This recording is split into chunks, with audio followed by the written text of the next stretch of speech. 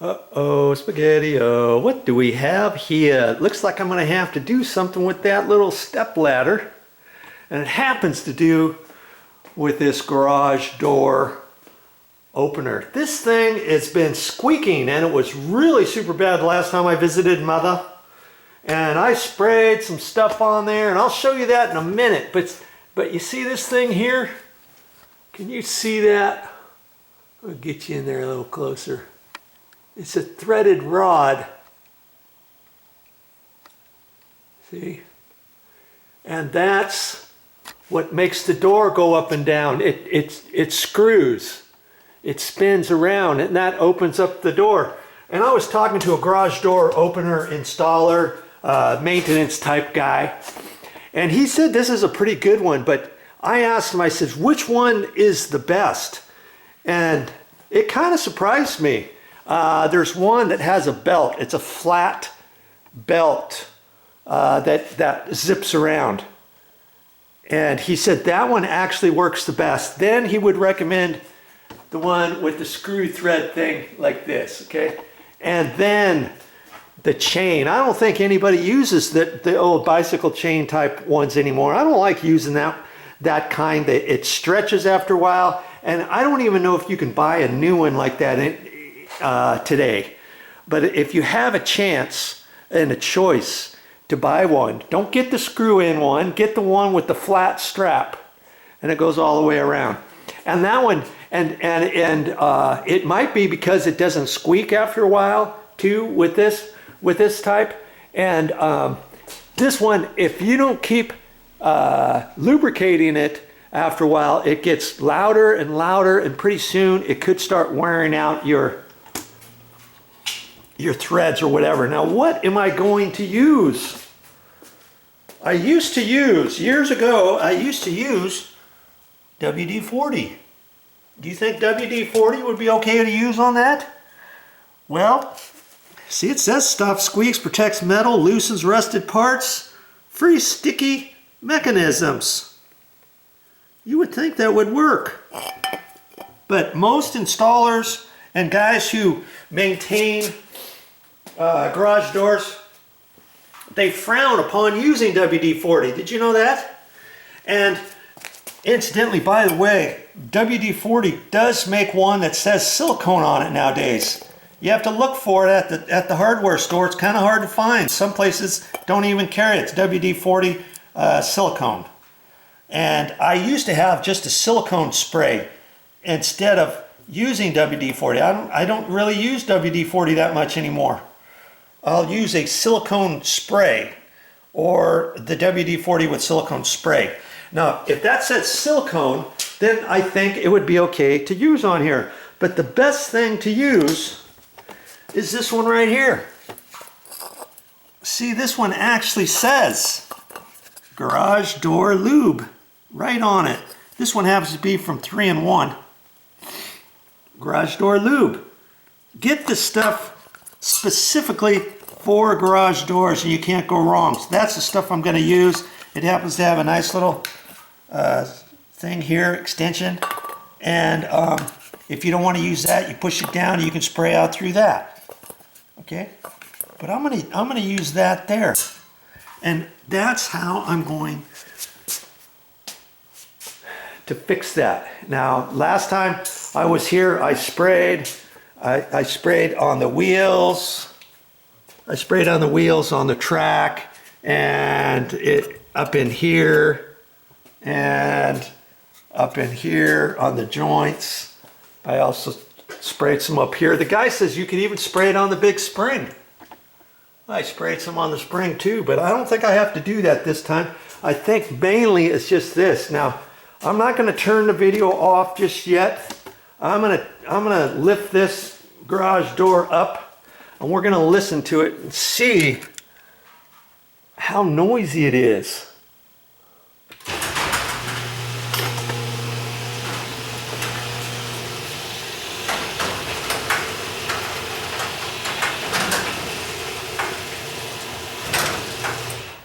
Now that didn't actually sound too bad.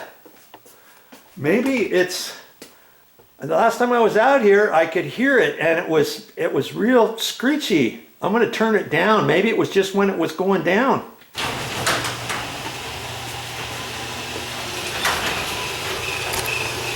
There it is.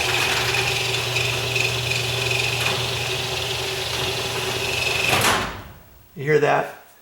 That's the first signs of it needing to have a little bit more lubrication in here. So I'm gonna, I could hear it from here over to about there. I'm gonna go ahead and spray that little section, and then I might just for the sake of argument, since I have it out here, I'll just do a little spray here. Now, I probably should move the cars, but I'm gonna leave the cars in here. But if you're doing this from scratch, you might want to move your cars in case you get a little bit of overspray in your cars or something like that. Obviously, you don't want that. And before, oh man, you should have heard it. It was really super bad. And I sprayed on it really good. I opened the door and closed the door a couple times, and it was still bad. And I thought, what do I have to do with this? And I sprayed it again, and I sprayed it again. I ended up spraying it 3 or 4 times, the whole thing, opening and closing the door, until finally it was quieted down, and it was fine. That's because that screw, you can only get so much of it when you spray in there, and then when it twists, it starts lubricating itself with your spray. So you've got to spray a little bit more, a little bit more, a little bit more. And then I sprayed some on that little doohickey right there for this. And eventually, after about 15 minutes or so, I had enough on there where it stopped. Okay, so I'm going to give that a few little squirts, and we'll try the door again and see what happens. Okay, I got to get over there, and I should actually do this with some goggles, you know, but I can't find them. My little clear goggles that I use, my safety goggles, but I don't have any with me.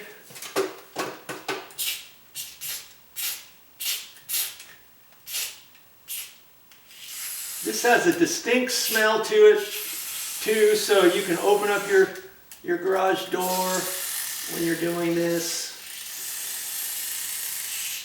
you know.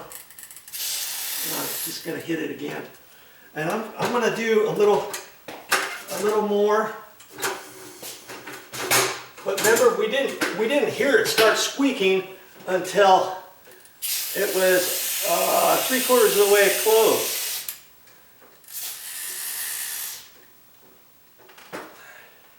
So I don't really think I have to do the whole thing, but because I'm up here, I might as well, right? This is where you don't want to get right underneath it and get it in your eyes. This stuff stings. Okay, that's probably all I have to do to this door. Okay, I'm going to open the door.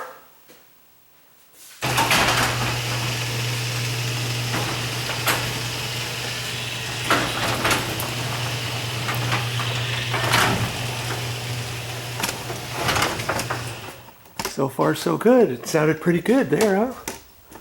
All right, close the door. Hey, you don't have to call somebody out here to check on here. Every I don't know, 3 years or so, maybe you should call a garage door service guy. Now, Momi, she likes to do it sooner than that, every 1.5 years or so. And they come out and take a look at it and balance it and make sure that the spring is all adjusted properly. And they open the door. You have to unlock it there, open the door up about this high, and it should kind of stay there. It shouldn't go down. If it goes down, then it means it needs to be adjusted and all that kind of good stuff. And then they check out all these things. Then they spray the wheels and stuff, and they'll look at those. Oh yeah, your bearing's bad on 1 or 2 wheels, so they'll replace a couple wheels. And $200 later, your door's still there. Well, if you don't know how to check all these things out, maybe it's to your benefit to do that. But if you think it's just getting kind of noisy, let's say, just spray that stuff on there. Okay, don't use the WD-40. Get the stuff that I was showing you. See this stuff right here, garage door lube. See there? And like I say, it doesn't necessarily have to be 3-in-1. Whatever you can find at the hardware store, and it will say garage door lube, you know, and you can be safe with that, because what happens is if you don't keep these nicely lubed, let's say once a year, something like that, or when they start getting squeaky, then it starts drying out the threads, then it starts drying out the wheels, and the wheels could start rubbing wrong in here, and this could be all dry, this could be dry, and then this wheel might catch on the inside somewhere, and it might start tilting the wheel. I've seen that happen, and I think it was on this door here. One of the wheels was kind of cockeyed, and I think it was doing that because it was so dry, and then it caught, and then it caught some more, and it caught some more, and over 5-6 months it was really dragging. And that's when, if that door is not going to go all the way down, you could have a problem with this start crinkling your garage door panel, and maybe it's going down, it comes off the side because the bolt was loose, and that's why this thing was rubbing and all that kind of stuff. So you know, you can check all that stuff yourself, and probably save yourself some money and grief when it does come time to replace your garage door opener and stuff. And as for garage door openers, I tried to install one of these one time, and I thought, how hard could it be? And it was tricky because I just didn't have it lined up right and all this other kind of stuff. Hey, if you're gonna need to replace your garage door closer, your garage door motor opener system, it's best to have the professional guys do it. Then they can check out your everything else and make sure that spring has been adjusted properly. And as for that spring, you never want to touch that. Do never, and I say never touch that on your own, because you don't know how this is going, and they have to do something special with that, and they know how to do that. And as for the garage doors, did you know that your cars nowadays have, by the windshield, let me get in here in this car. The newer cars, they have an area where the guy can set your code to your car, believe it or not. And we had that done, and we asked the guy, hey, can you program the car? And he said, oh yeah, no problem. And he did. Where was it in this car? It was right up in here. These buttons right here. Right here were for different garage doors. I think there's 3. 1, 2, yeah, I think there's 3 buttons there. You can see them there, right?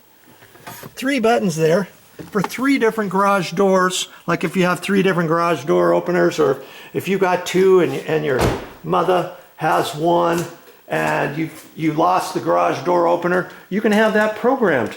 I don't know how to program it, or else I make a video of it. But hey, you can Google that. How do you program your car for your garage door without having a garage door opener? And you'll probably find it on YouTube. Okay, and they do some tricky stuff up in here and all that. Now for old cars, I don't think you can do it for old cars. Like my mother's car. See, there's no buttons up there. There's no buttons up there, and this car's too old for that. Sorry.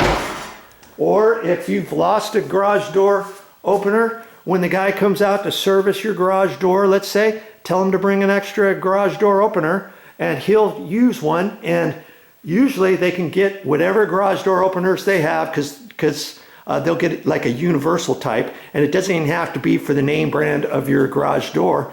And they can program the handheld remote, and they'll give you that handheld remote, you know, when they do all your other work. Of course, they're going to charge you for that, but that's something else that you could do rather than going out yourself to the hardware store, buying a remote and trying to read the directions and figure it out and find a few new cuss words and all that kind of stuff. Instead, think, oh, hey, I haven't had my garage door serviced for 4 or 5 years anyways. I'm gonna have somebody check that out, and because I bought this handheld remote at the store, I'm gonna have them program that too, or whatever, okay?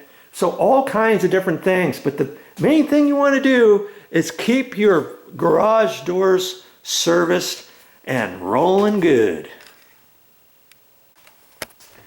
Yes, that's always a good thing.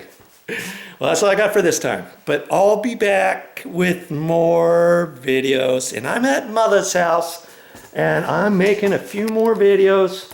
I've got some other things to do for her inside the house, so keep watching my channel and you'll see what I'm up to.